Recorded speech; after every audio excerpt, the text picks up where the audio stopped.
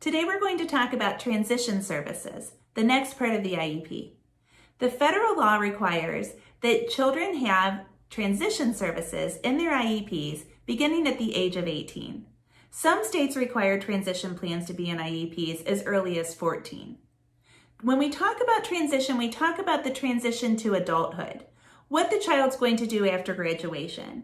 We might be talking about post-secondary education, other training, employment, independent living skills.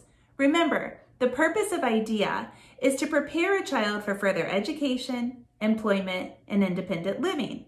So before we emancipate a child, before a child is finished with special education services, we have to make sure that we are setting the child on the path to success as an adult. Transition services are a coordinated set of activities for the child with the disability that meet 4-point tests. The first is that they are designed to be within a results-oriented process.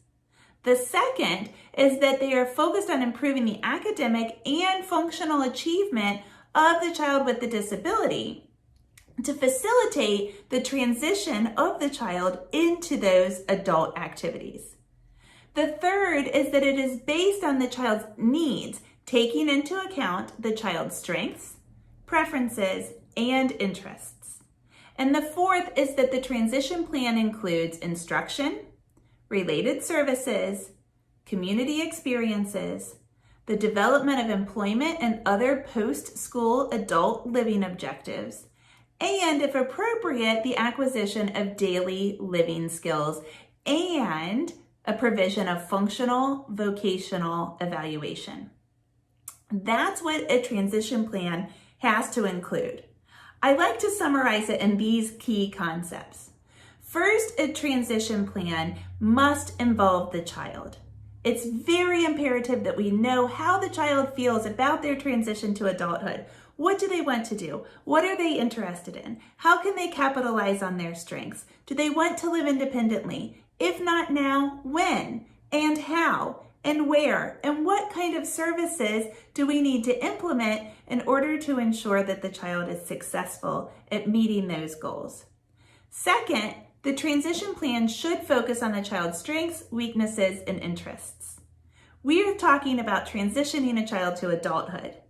We need to consider the child and the child's specific profile and what the child wants to accomplish in order to do an appropriate plan for that child. The third thing is that transition plans can include special education, vocational experience, related services, community experiences, and functional vocational evaluations. We need to look at these very comprehensively. We can't just say to a child, well, what do you want to do? And build a whole plan around that. We need to look at all of the different tools that we have in our tool belt in order to build a good transition plan. The last thing is that it is mandated that transition plans include any kind of public agency that will be able to help with the adult transition. Oftentimes, this is departments of developmental disabilities and vocational rehabilitation offices. But I've seen so many other professionals and people from public agencies weigh in to make great transition plans. I hope this is helpful for you in planning the transition plan for your child.